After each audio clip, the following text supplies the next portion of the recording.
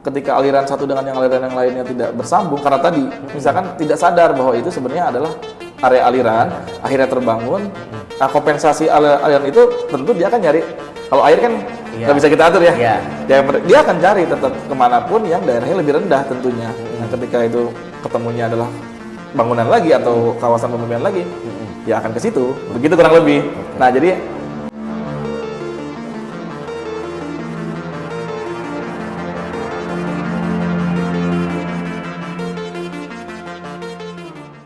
Assalamualaikum warahmatullahi wabarakatuh.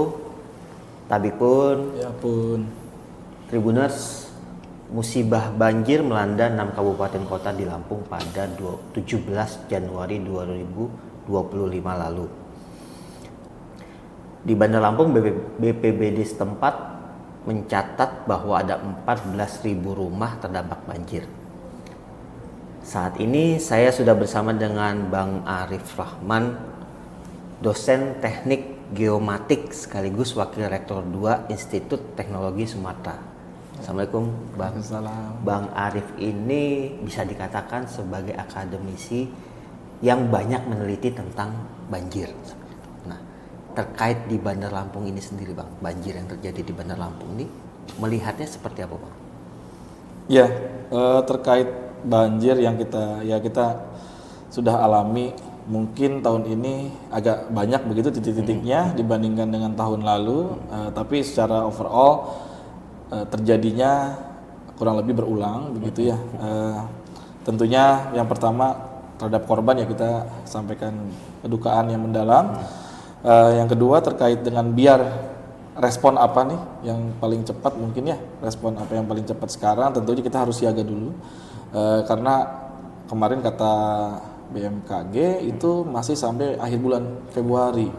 Akhir bulan Februari bukan akhir bulan ini. Akhir bulan Februari masih ada 1 bulan kita berhadapan dengan curah hujan yang tinggi. Artinya ya siap siaga itu harus menjadi keharusan kita semua. Ini kan ada operasi cuaca nih. Ada operasi cuaca ya. Kemarin saya ditelepon pagi, kemarin lusa ya, telepon Mulai tanggal 23 pagi-pagi ya. Sudah mulai untuk pemindahan atau operasi modifikasi cuaca itu secara meteorologis, curah hujannya mungkin bisa agak ditekan begitu. Nah, itu semoga juga bisa dilaksanakan dengan lancar. Salah satu bentuk kesiapsiagaan kita selanjutnya juga ya secara rutin harus mengecek info BMKG mungkin begitu. Nah, tapi secara agak lebih panjang mungkin masuk ke area pramitigasi. Nah, kita ya harus concern di mana dari mana airnya mungkin ya, dari mana airnya datang, kemudian area-area mana yang memang sudah menjadi langganan. Karena ada beberapa tempat karena kebiasaan mungkin dulunya 0,5 meter dalamnya, saat ini 2 meteran. Nah, itu yang kita harus waspada karena jangan anggap lagi yang sebelum-sebelumnya, pengalaman sebelumnya bahwa oh ya betul di sini banjir tapi hanya 0,5 meter seperti itu. Nah, kita siagakan saja, siapa tahu nanti soalnya banyak tempat yang dilaporkan tingginya agak, berarti ada tingkat ketinggian banjir yang semakin ada tingkat ketinggian yang bertambah di beberapa tempat saja, tidak semua total mungkin ya, tapi secara beberapa tempat kasus ada yang semakin dalam begitu. Itu faktornya apa bisa? Kalau di perkotaan, tentu alirannya kan tidak mengalir begitu ya. Kita kan sebenarnya dekat dengan laut. Kan sebenarnya dekat dengan laut yang harusnya bisa nyampe ke laut dengan waktu tertentu, mungkin akibat pendangkalan, akibat sampah, akibat bangunan atau apa gitu. Nah, kita harus tracing itu sehingga aliran airnya tidak sampai kurang lebih begitu. Nah, BPBD kan menyebut kalau karakteristik banjir bandang di Bandar Lampung ini dia cepat datang tapi cepat surut. Betul, karakteristik itu banjir bandang ya. Banjir bandang itu kita definisinya itu kan 3 jam ya. 3 jam berkumpulnya cepat, hilangnya pun cepat seharusnya. Jadi itu banjir bandang. Kalau banjir sungai gitu, itu yang naiknya pelan-pelan seperti itu. Nah, itu pembagian karena di BNPB sendiri hanya membagi banjir kita hanya 2, banjir dan banjir bandang begitu. Jadi banjir overall itu banjir apapun masuk banjir. Satu lagi adalah banjir bandang yang tadi di aliran sungai yang cepat naik cepat pergi. Karena ada aliran sungainya seperti itu. Ada aliran sungainya. Jadi ketika berbicara banjir bandang tentu di aliran das catchment das tertentu lah kurang lebih begitu. Ini pengaruh juga nggak ketika wilayah itu banyak sungai? Kayak Bandar Lampung sendiri kan kalau menurut catatan BPS ini punya 19 sungai. Iya. Dengan 2 daerah aliran sungai yaitu Waikuripan dan Waipuala sebetulnya. Betul. Jumlah das di Indonesia seluruh total sebenarnya ya, termasuk di Bandar Lampung kita sungai karena kita tropis dan bentuknya pegunungan, kemudian bukit-bukit begitu sehingga kita banyak sekali sungai. Kalau di Sunda banyaknya Ci, di sini banyaknya Wai, kurang lebih begitu. Nah itu karakteristik kita di hampir bagian barat Indonesia begitu ya, di Jawa dan Sumatera karakteristiknya banyak sungai dan peradaban kita pun kan mulai dari sungai. Sehingga ya tadi kalau kita melihat peradaban kita mulai dari sungai, nah ini kayaknya ada yang salah begitu ketika kita menganggap sungai itu halaman belakang. Nah ini yang mungkin kita perlu ubah juga karena ketika kita tidak peduli kan dengan ya sungai kita ada di belakang kan kita tidak paham begitu ya. Kalau kita sungainya belokkan jadi ada di depan, ya kita mungkin akan lebih concern mungkin kan ya bahwa ini sungai kita. Nah itu yang perlu untuk kita kembalikan lagi sense-nya. Nah, tapi terkait dengan banjir ini sendiri di das di Lampung, di Kota Bandar Lampung khususnya, di Kota Bandar Lampung tadi ada banyak, tetapi yang mungkin perlu dikonsenkan jadi perhatiannya adalah aliran airnya. Aliran air. Karena ketika kita berbicara sungai itu ada 2 jenisnya. Sungai yang terisi. Iya. Jadi sungai itu kan secara harfiahnya adalah akumulasi dari semua aliran yang topografinya menuju alirannya ke situ, kurang lebih begitu. Nah, tapi ketika kita berbicara stream, aliran gitu, yang mendukung akhirnya menjadi sungai, nah ini ada sungai-sungai yang ketika kemarau hilang, ketika hujan seperti ini dia akan terbentuk. Ya, kalau bahasa awam kan akhirnya semuanya sungai begitu kan ya. Nah, sungai-sungai yang hilang inilah, stream-stream inilah yang mungkin kita perlu untuk perhatikan saat ini. Karena ada beberapa kasus di beberapa penelitian yang saya laksanakan itu bukan hanya memang stream yang di atas gitu ya, kan tidak terlihat sehingga masyarakat kan taunya yaitu ketika kemarau kan tidak ada gitu ya, kosong gitu. Padahal itu adalah tempatnya air mengalir satu saat. Nah itu yang perlu kita definisikan gitu. Meskipun ada juga pelanggaran-pelanggaran, maksudnya di beberapa area di bawah itu sungai itu terputus. Kita sudah ada juga, tapi bukan untuk saat ini mungkin ya, untuk diskusi yang lain. Sekarang kan fasenya fase respon, kita merespon banjir ini seperti apa. Mungkin nanti ketika kemarau, nah kita bisa ngobrolin itu. Jadi itu sebenarnya tidak boleh dialihfungsikan gitu walaupun di musim kemarau. Secara aturannya ada di peraturan secara Undang-Undang Nomor 26 ya, tahun 2007 tentang tata ruang maupun peraturan ke bawah begitu di Permen PU dan sebagainya, kita ada daerah aliran sungai kan, daerah aliran sungai, sungai yang sudah terjadi itu kalau di perkotaan saya lupa kurang lebih 15 meter kiri kanan tidak boleh terbangun misalkan gitu, ada jarak ruang bernafasnya sungai lah. GSS itu ya? Ya, garis padan sungai begitu ya, 15. Tapi itu kalau akan berubah ketika di kabupaten atau daerah pedesaan itu menjadi 50. Lebih luas lagi begitu, 50 meter. Nah ini yang mungkin kita mulai concern dari sekarang. Tapi itu acuan teknik sebenarnya, acuan teknik untuk pengelolaan sungai. Tapi kalau misalkan kita mau lihat lagi, karena sungai itu kan tidak selamanya lurus begitu ya, memang ada pergerakan sungai kurang lebih meander gitu. Meander itu dari lurus misalkan itu kelamaan itu pasti akan berbelok. Nah, ruang belok sungai ini yang juga perlu disediakan sebenarnya kalau secara natural ya, kalau secara normal gitu. Tapi nanti suatu saat ruang belok sungai ini kemudian putus dan akan jadi lurus lagi sungai itu. Nah, ini yang mungkin kita perlu concern.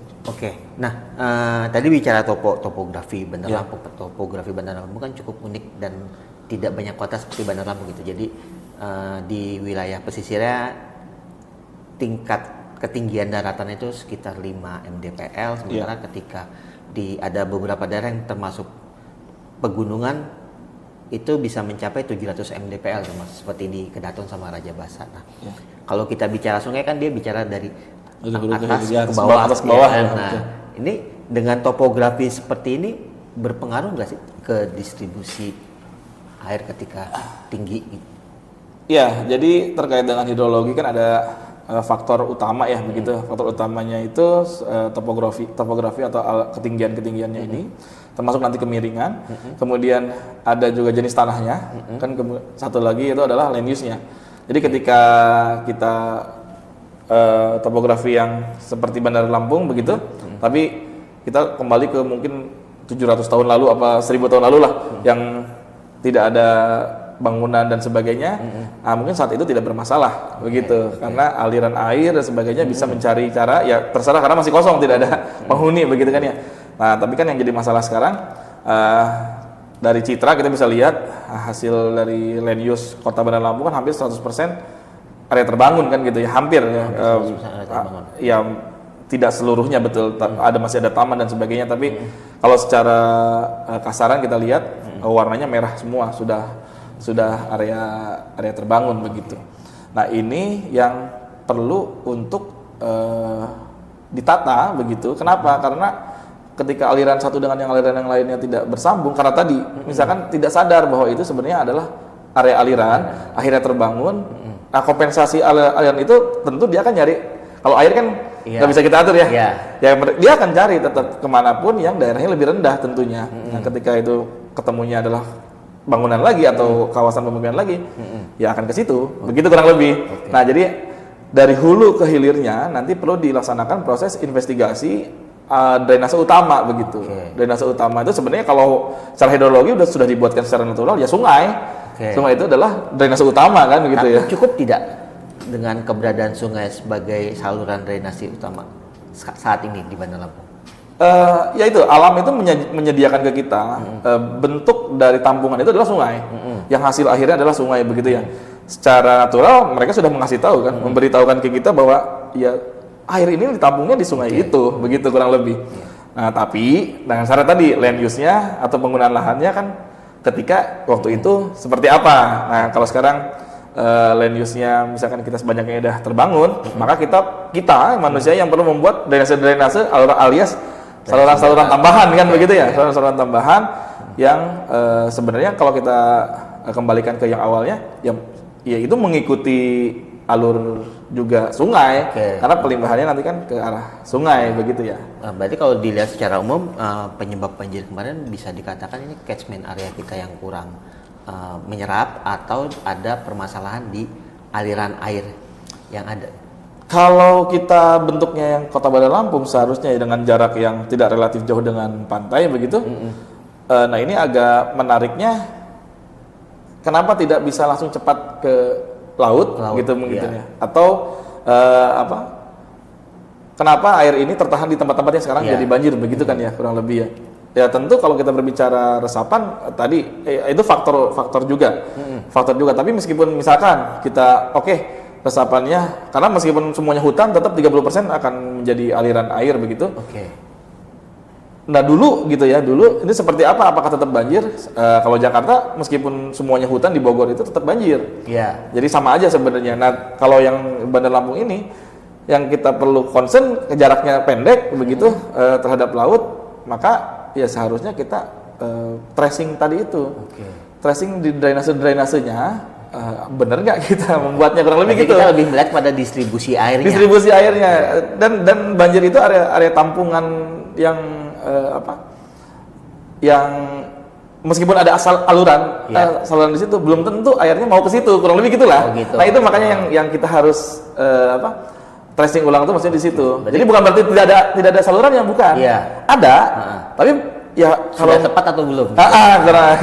Karena kalau maunya di situ atau itu bagian paling rendahnya, ya pasti akan ngumpul di situ, kurang lebih gitu. Berarti kan harus dilihat dulu nih airnya akan lewat mana, baru kita bangun saluran di situ. Salurannya, iya. Jangan. Tadi saya contohkan ketika kesini sama rekan-rekan yang mengantar ya, itu kita bisa lihat di jalan begitu. Saluran ada, tapi ketika air itu misalkan disuruh masuk ke saluran kan kita tidak bisa. Ya kan air akan mencari ya karena dia lebih tinggi gitu maksudnya. Ya dia tidak mau masuk ke saluran meskipun salurannya ada begitu kan ya. Akhirnya ya ke jalan lah, ke daerah mana lah mencari tentunya. Nah, itu maksudnya. Berarti ini yang harus dievaluasi lagi. Ini yang harus dievaluasi lagi. Katanya di Kota Bandar Lampung tahun lalu sudah ada master plan drainase, master plan drainasenya. Nanti mungkin itu yang bisa dikaji kembali begitu. Karena masalah kita topografi kan, topografi data topografi kita itu setahu saya belum ada yang resolusi tinggi. Belum ada yang resolusi tinggi. Jadi takutnya yang membuat pas master plan drainase masih pakai data lama atau tidak mengindahkan juga mungkin pembangunan terbaru. Nah, itu mungkin yang perlu disesuaikan. Oke, biar tadi pas naro saluran. Dari atas sampai ke hilir kita ke laut itu aliran utamanya ada begitu kurang lebih. Nah, itu yang banjir ini kan sebenarnya bukan masalah di Bandar Lampung saja kan. Bukan Di sejumlah kota metropolitan pun terjadi. Betul. Nah, saya tertarik ada penelitian di Cina kalau nggak salah tahun 2000 terkait Sponge City. Ya. Ya kebetulan salah satu rekan juga ya di sana yang menuliskan itu. Tapi itu programnya pemerintah Cina begitu. Sponge City ini program yang mungkin kalau bisa dibilang hanya negara kaya lah yang bisa melakukan itu gitu ya. Tapi bisa jadi kita bisa coba untuk level-level tertentu begitu. Jadi mereka membongkar. Jadi mereka juga kan kota besarnya sangat besar. Kota besarnya sangat-sangat besar sekali. Masalah banjir juga ada sama karena sungai juga mirip dengan kita. Sungai itu banyak yang river dan sebagainya itu dan sungai-sungai rincikannya juga banyak begitu. Mereka membongkar kota agar bisa berlaku seperti halnya natural. Begitu. Jadi kalau kita misalkan sekarang bayangkan gedung ini, nah gedung ini apakah pembuangannya sudah diatur membuang kemana? Nah itu mereka membuat itu. Jadi bahkan mereka menyimpan dulu dan digunakan kembali. Jadi itu yang dibongkar kotanya udah terbangun, tapi ya alurannya tadi diperbaiki, mau ngalir kemananya sudah diperbaiki, volumenya dihitung dan sebagainya sehingga mereka tahu harus membuat saluran sebesar-besar. Tampungan untuk tiap masing-masing gedung berapa besar, penggunaan ulangnya harus berapa di mana saja, dan yang paling penting kalau di ini kan sebenarnya pemisahan antara air bersih dan air kotor kan. Kalau di kita masih dicampur mungkin ya, buang air kotor sama air bersih begitu tak? Untuk di recycle ya kayak kalau air bersih ya bisa untuk air minum dan sebagainya. Air kotor itu ya hasil produksi kita gitu ya. Hasil produksi. Nah itu yang mereka bongkar semua kota. Nah itu yang dilaksanakan di Sponge City itu sehingga namanya sponge. Jadi kota yang bisa menyerap air kurang lebih gitu. Jadi ketika hujan, kalau sana masih hujan ya, karena di beberapa negara kan dari salju, dari apa gitu ya. Kalau ini dari hujannya sangat besar juga, kota ini bisa bernafas seperti halnya natural. Tapi bisa diterapkan nggak? Misalnya. Ketika mau membangun ada izin mendirikan bangunan, ini jadi salah satu syarat untuk masuk ke arah sana gitu, untuk memikirkan. Ya, secara teori sangat bisa kita laksanakan. Masalahnya di Indonesia kan pemilikan tanah ya. Pemilikan tanah itu kita punya masalah di menghadap rumah aja beda-beda nih. Menghadap ke kiri, ke kanan. Kalau secara aturan, bahkan luasan itu sebenarnya sudah ditentukan. Di zona-zona tertentu, misalnya zona pemukiman dengan KDB, koefisien dasar bangunannya 80%, berarti 80 yang bisa dibangun, 20 masih ada area hijau. Tapi banyak juga kan kita lihat 100% dibangun. Semua gitu kan, dibangun semua. Nah, ya intervensi oleh pemerintah itu sangat-sangat mungkin kita laksanakan saat ini gitu ya. Kalau saya merasa yang di kita itu keterbatasannya itu ada di teknologi maupun pengetahuan terkait dengan orang yang mengambil kebijakannya untuk membaca petanya sendiri. Jadi kalau sekarang kita lihat peta yang tadi seperti misalkan ya, kita bisa lihat peta Kota Bandar Lampung dan sebagainya. Ketika kita di lapangan, kita kan nggak bisa nunjukin lagi. Misalkan kita ke lapangan sekarang nih, nah ini tuh yang tadi di peta tuh mana gitu misalkan gitu ya. Nah itu berbeda. Makanya kita mungkin nanti membutuhkan teknologi-teknologi lagi dan sekarang sudah banyak sih teknologinya untuk melihat zonasi-zonasi dan sebagainya. Nah nanti ini yang menjadi proses identifikasi. Identifikasi daerah mana yang melanggar, daerah mana yang tidak seharusnya kurang lebih. Ya kalau dihubungkan dengan banjir, saya beberapa itu sudah kita laksanakan. Kita tracing dari Sungai Wai Belau itu berdasarkan data RT RW begitu, bangunan mana yang seharusnya tidak di situ. Kurang lebih sudah ada datanya, cuman ya itu untuk mitigasi lah nanti pas waktu kemarau, bukan untuk saat ini. Gitu. Terima kasih Bang Arief, nih cukup banyak ilmu pengetahuan baru.